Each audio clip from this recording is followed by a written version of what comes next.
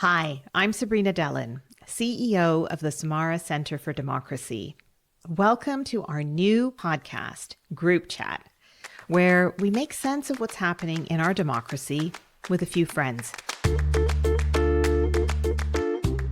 I don't know about you, but group chats are one of the more positive ways technology is keeping me connected.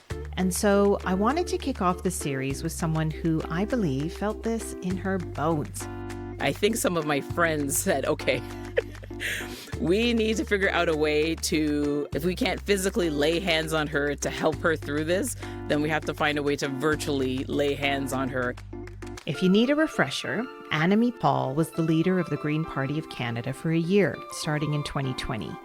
She faced a pandemic, party infighting, a revolt against her leadership, and she lost the race for Toronto Centre in the 2021 federal election. She then resigned. Annamie hasn't done many interviews since then, but she sat down with me, and she shared something I've always wondered about. What helped her get through such a difficult year in the public eye? Turns out it was a group chat, a secret one, and one she didn't ask for, but that her friends knew she needed. Annamie's group chat is what inspired this new podcast. Who doesn't need a human space right now to talk about politics and democracy? Hi, Annamie. Hi, how are you? I'm good. You know, we talked about this before, but you are, in a way, the inspiration behind this whole project that we're doing.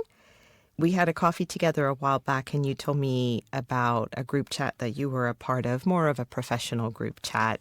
It really got me thinking about how support and community can come in surprising ways. It can be in the palm of your hand. It can be on the screen. And, you know, we hear so much about how terrible technology is these days. But this kind of gave me pause when you told me about it, and it's really stuck in my head. Can you tell me a little about this group chat? Absolutely. It was in, I would say, 2020. The experience that I went through was unusual and unprecedented in so many different ways. Unusual because my entire political career, the most prominent part of it, took place during the pandemic. And figuring out how to maintain human connection during the pandemic was incredibly difficult. It was also unusual and unprecedented because there hadn't been anyone like me, in the sense of a Black woman who had been elected to lead a major party. And so that was unusual as well. So figuring out a way, not even so much me, I think some of my friends said, okay, we need to figure out a way to, if we can't physically lay hands on her, as we sometimes say in the church, you talk about laying hands on people, and without any involvement on my part, I just woke up one day and one of my friends said, we have done this thing for you. And they they agreed amongst themselves that we would convene online and they would just check in with me and see how I was doing.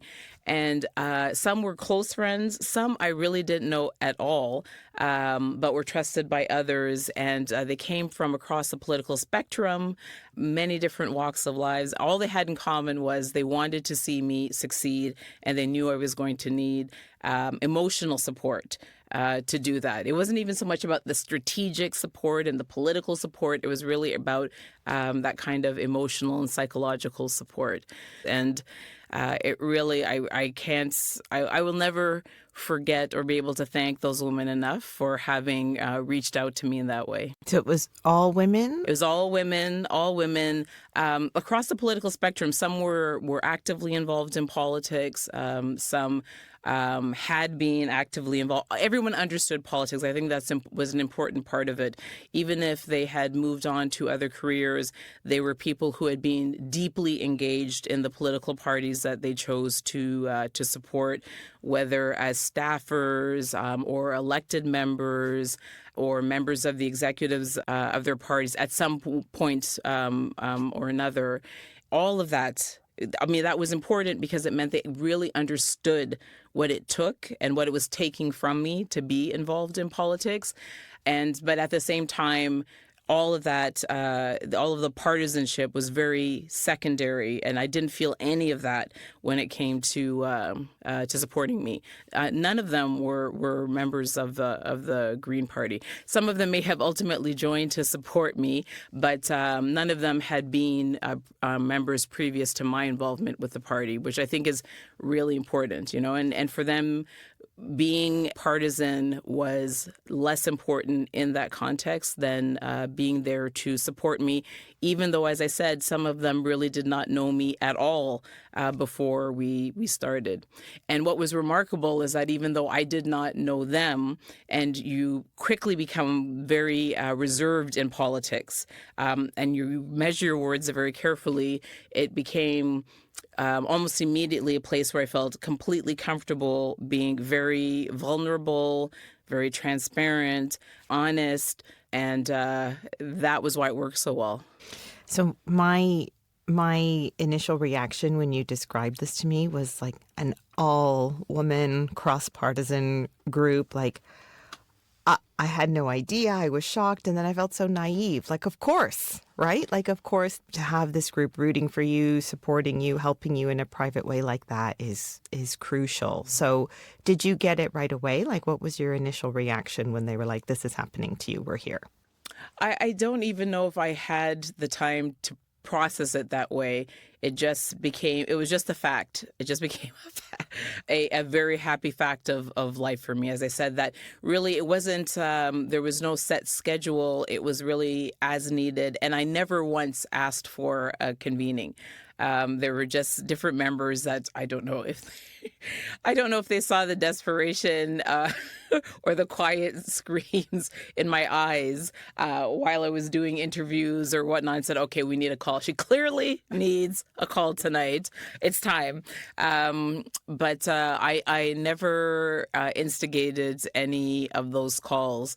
But, again, the comfort of knowing that it was there, even at the times when maybe we hadn't had a call for a few weeks or so, was really tremendous. And as you said, just the symbolism, just the power of that idea, that the recognition that there are still people that are not willing to forfeit their underlying humanity, that there are just moments where you want to and need to and understand how important it is to be a human being, reaching out to another human being, and that politics, et cetera, all these things are incredibly important, but they're not worth sacrificing your humanity for. And I think more and more we see people that seem to have forgotten that.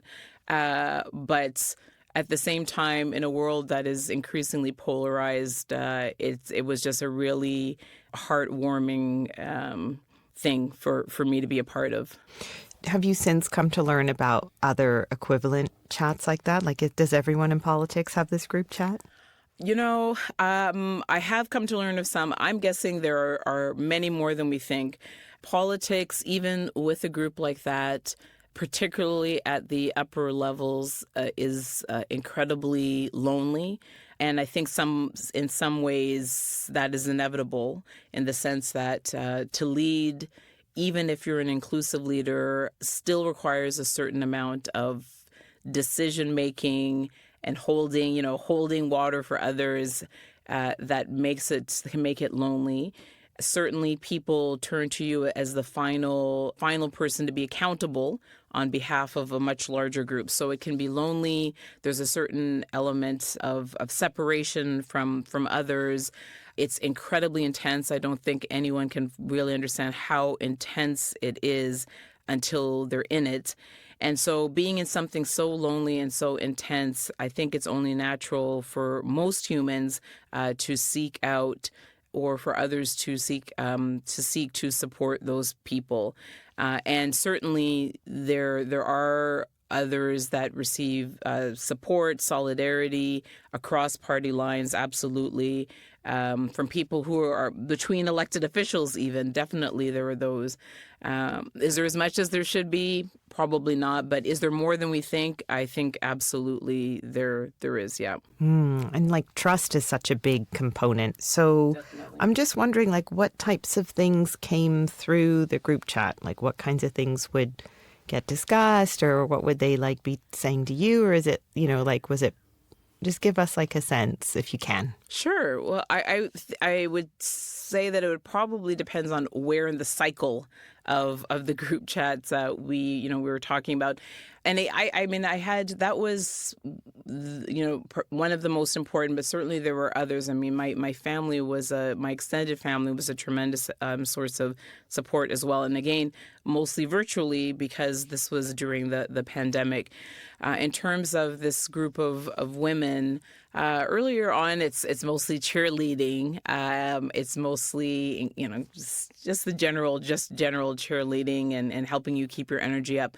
When things got tough for me, the group was really certainly by the second quarter second quarter of 2021, they were mostly just telling me to hold on. There were definitely moments when I thought I couldn't go any further, that I was just too exhausted, that those who were determined to see me out of politics had just, their voices had become too loud, that it was taking too great a toll on me and on my family. And they really came through encouraging me just to take it day by day and to hold on for one more day. And so the group evolved and their role evolved, but they were always what they needed to be at the moment I needed it. Is there a particular moment that comes to mind where you were really relying on this group? The election absolutely was one of those moments. It was very difficult. I knew we wouldn't do well. I knew that I wasn't going to win my seat. From the very beginning, I knew we weren't going to be running candidates. Hey, group chat listeners, a few things to explain here. When Annamie says she wasn't going to win her seat, it's because she was the leader of the Green Party of Canada without a seat in the legislature, a rare experience for a party leader. And when she says she knew they weren't going to run candidates, she's referring to her party not having many in the 2021 federal election. Anonymous sources back then told the media that a lack of support and resources from party executives were partially to blame. I knew I didn't have and wouldn't be given the support I needed to succeed. And I knew that no one was going to care about any of that, and that really I was going to be the face of all of these failures. And so waking up every day knowing that you are really walking toward a catastrophe is a horrible feeling. I mean, it is just a terrible feeling. And so there were days and I thought I just can't do this anymore. I just simply can't do this anymore. And throughout the election, I mean, really, as a group and certainly members of those groups, I was speaking with them every single day, because every single day the open question was, am I going to finish this day as the leader of a party, or am I going to resign? So that was very active support, and again, very non-judgmental support, and it wasn't even strategic. I mean, no one was saying, okay, do this, here's what you need to say. They were just saying, just hold on, that it was really important, that they felt it would be important for me to look back and know that I had made it through the election, whatever the outcome, and also for so many other people that I couldn't see, but would want to know that someone like me could at least make it to the debate stage, make it through the election. So they were very, very important to me during that sort of 5-6 week period of the election. I'm wondering about, like, you understand our intentions with this project and other similar work. Why does it matter to have conversations like this that are about the humanity in politics and, what it means to just be a person navigating the political path? Why do casual conversations around that sort of thing matter? Well, it's, anything that reminds us that people with different points of view, different ideologies, different political standpoints can still sit down and still recognize the humanity in the other person is incredibly important and has become increasingly important.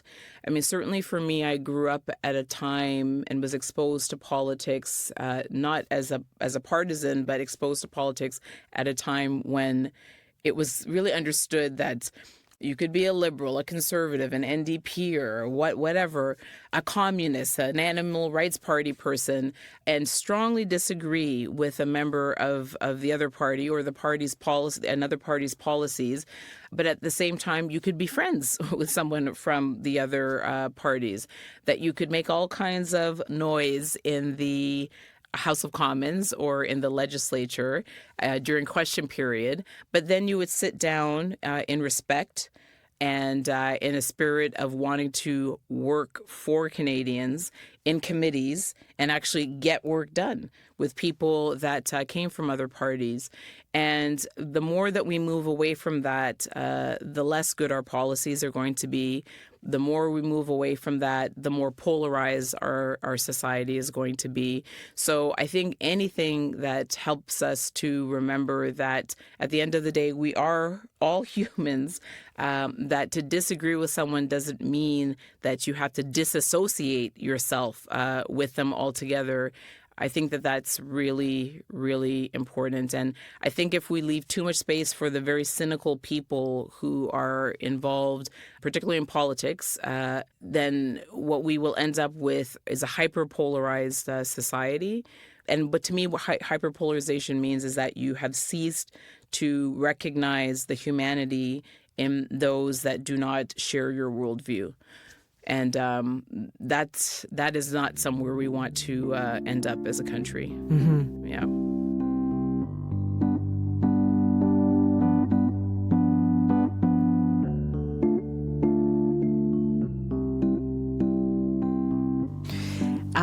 You mentioned polarization, and during that election, we were tracking abusive tweets received by candidates, and about 20% of what you received on Twitter, now X, was abusive. And in terms of proportion, you had the second highest rate of abuse of any party leader. How did you handle this negativity, and how do you look back on that now? At the time, I didn't read. I was, again, I'm curmudgeon-y, so I was a very late adopter of all of the social media. I only joined Twitter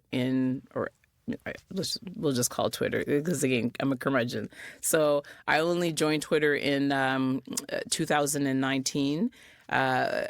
When I was selected to run for the Greens in Toronto Centre, and only because of that.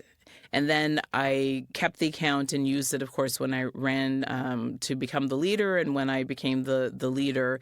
And then as soon as I stepped down, I stopped. I mean, I think my last tweet is from November of 2021. And the same applies to Facebook and to Instagram. These were all only extensions of my political life, not my social life. So for me, because of that, it wasn't very difficult. Well, it was much easier than for many others to just simply not read the online comments. I mean, I did not spend time reading those comments, generally speaking. And the couple of times that I did go down that rabbit hole, it was clear that it was going to be so toxic that I was just better off. That being said, even with that, it was just an aura and a weight around me at all times. It was very hard to understand because I just simply didn't understand, what was the origin, what was the source of the thing that I had done that would have unleashed such vitriol. I couldn't understand what it was. I was not someone then or now that believes in attacking people on social media, and I never did that, not during and not after. So that was a weight. And there were times that weight felt quite unbearable. But again, the group chats came to the rescue, and they were absolutely right. They were right that sitting here today with you, had I stepped down prior to the end of the election, as difficult as that period was, I would definitely have regretted it.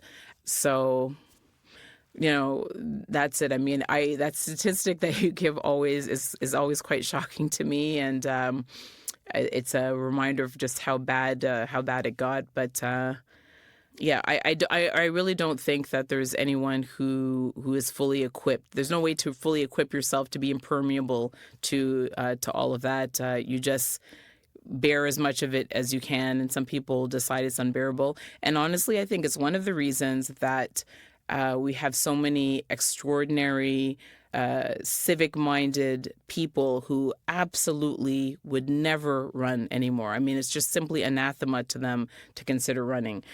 And that is a tragedy, both at a personal level, but also for all of us who don't get access to their collective wisdom.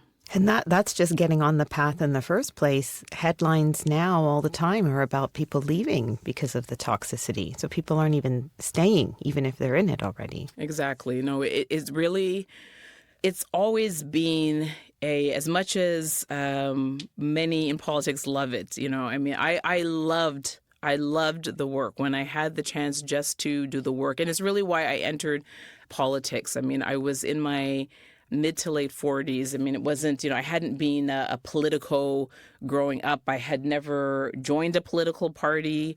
I hadn't been, one of those young staffers.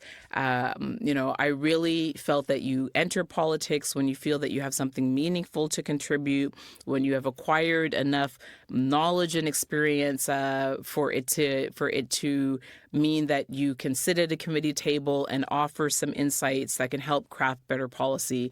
And I loved doing that kind of work. And there's no doubt there are many others who love doing that kind of work. So you can enter politics and love it. It's not all horrible. But that being said, for so many politicians in a large country like ours, you're leaving your family and your friends for most of the week. You're traveling at all times of year. The days are very long. The demands are very intense. The pressure of the knowledge, especially these days. I mean, really every day you're presented with a new set of issues and facts that you have to absorb and then communicate to others. So you add all the sacrifices that are inherent to politics without the toxicity, and then you add on top of it that you're doing all of this and no one cares. Very few people care. They are going to criticize you. It's not going to be enough. They are going to doubt your motives for doing it. And you add all that together and really, and again, and relative to other things, it doesn't even pay that well. I know that's, depending on what you do, is going to sound outlandish. But again, if you're in the senior part of your career, this is going to be a major pay cut for you. And so adding all of that up, it's just definitely not the package that it used to be. And we can see that, as you said, in people exiting, and then also the difficulty in recruiting the caliber of candidate that parties used to be able to. So you're not currently in politics. You had a unique experience as a leader of a federal party. You had a group chat saying just one more day, get to election day. Take me to the moment when you decided that political chapter was done for you.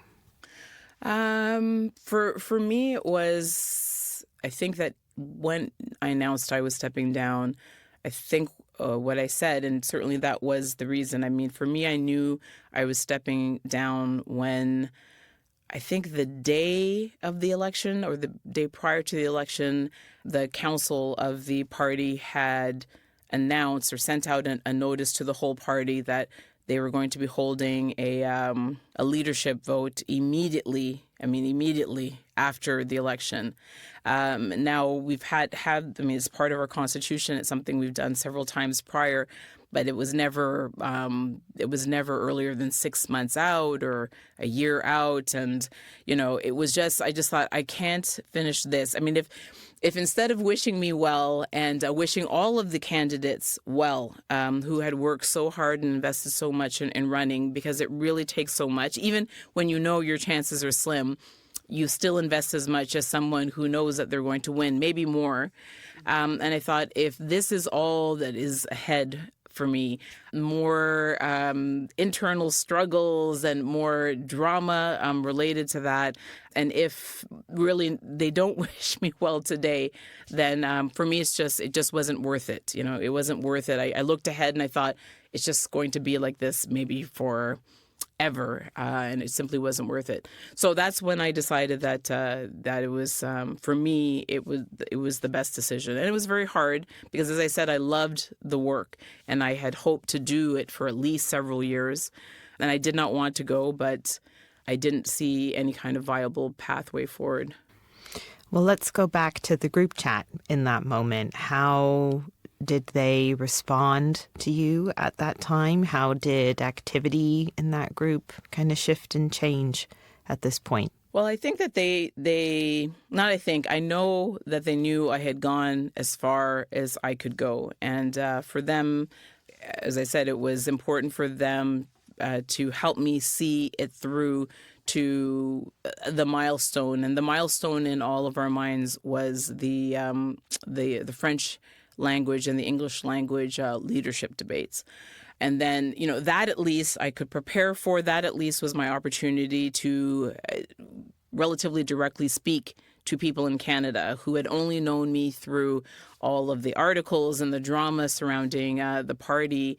And so that was the milestone, and they were very supportive. It was really always about supporting me. If I had told them, look, I know we said one more day, but that was my last day, I know that they would have been there to support me then as well, which is wonderful. It's wonderful to know you have a non-judgmental support that doesn't have any underlying agenda beyond the support.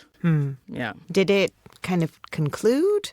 Or, is it still kind of there? It's still there. We're still there. Yes. No, we became friends through that process. Those of us who weren't prior, we don't have one person that we're concentrating all of our energy on the way that we initially were. But yes, no, it's definitely still there and ready to be deployed. Ready to be deployed. Annamie's lucky that group chat is still alive, but I wanted to know if there were other group chats that were bringing her that kind of support. I'm really fortunate to be part of the inaugural group of fellows of this global fellowship of Black women in executive leadership roles. And we come from everywhere. About a third of us are from sub-Saharan Africa, a third are from North America, and a third are from Latin America and the Caribbean. So we're really from all over. And these are extraordinary women. And that has become, much to my surprise, because I really do not like communicating on WhatsApp and social media and whatnot. But much to my surprise, that has been a wonderful WhatsApp group to be a part of. And it's everything that you can imagine when you think of a group of Black women online, even though many of these women are CEOs and so forth. There's laughter, there's tears, there's moments of frustration, and we talk about politics, we talk about cooking. People send their outfits that they're going to wear out to whatever gala that night. It has been a wonderful sisterhood, and that has been a very unexpected one for me, because again, I have been very resistant to that kind of thing in the past. But I think being with a group of women who come from very different places but are like-minded in the understanding that we could all use support, every single one of us, has really been fantastic. So, yeah. So looking back a couple years out, would you make the same decision to enter political life? Yes. And, I definitely recognize that there are things that I could have done differently to prepare myself for some of it, though as I said, I don't think that any amount of preparation fully allows you to immunize yourself from the onslaught of pressure that you face as a politician, particularly a prominent politician. But you can still enter prepared. And I was prepared because I had been exposed better prepared than most, but I don't think still, particularly because I had not really ever engaged with social media, I don't think that I was I fully understood how that is really its own ecosystem, and it's one that never sleeps and never takes a rest and is a self-reinforcing one. I think that also, again, these are just things that they really feel banal because, again, it's not about the higher purpose of politics. But certainly for me, I think it was important, particularly given the pandemic, the focus, unfortunately, or fortunately, let's just say factually, needed to be on the internal politics of the party, which that was never really my focus. But yes, I mean, I think that it's important not to leave the arena simply to those that enter for cynical reasons, simply to those that have understood, as we all should understand, that it is a world in which you can cobble together a government without actually appealing to most people anymore, and that there are many votes to be had in pushing people apart and encouraging them to separate from each other. So if politics is left simply to that arena, then really it becomes just about power for power's sake. It's easy for the loudest, most negative voices to own the conversation. But those moments and those gestures of support at those unexpected moments are actually much brighter. The feeling lasts a lot longer. And those are the things that I have taken away. So I think that anyone in my position, if they can hang on to those moments of light when they appear and recognize that they really are more meaningful than the rest, then they have a shot. And then we all have a shot because, as I said, we have a system where we are dependent upon good people who are willing to make this investment of themselves, making this a less hostile environment, one that people want to engage with, so that we can all have a framework to live our best lives. Thanks to Annamie Paul, and thank you for listening to Group Chat. I'm Sabrina Dellin, CEO of the Samara Center for Democracy. Group Chat is executive produced by Debbie Pacheco. The Group Chat team also includes Farah Akhtar, Andrea Mariko Grant, and Beatrice Wayne. Theme music is by Project Whatever. The Samara Center for Democracy is a nonpartisan charity that produces groundbreaking research, dynamic events, and educational resources that advance a vibrant culture of civic engagement across Canada. Donate to support our work and check out our other podcasts at samaracenter.ca. If you like us, help spread the word about our show. Subscribe, rate, and review this podcast. If you teach, share it with your class. A special thanks to the Flanagan Foundation and the Rito Hull Foundation for their support.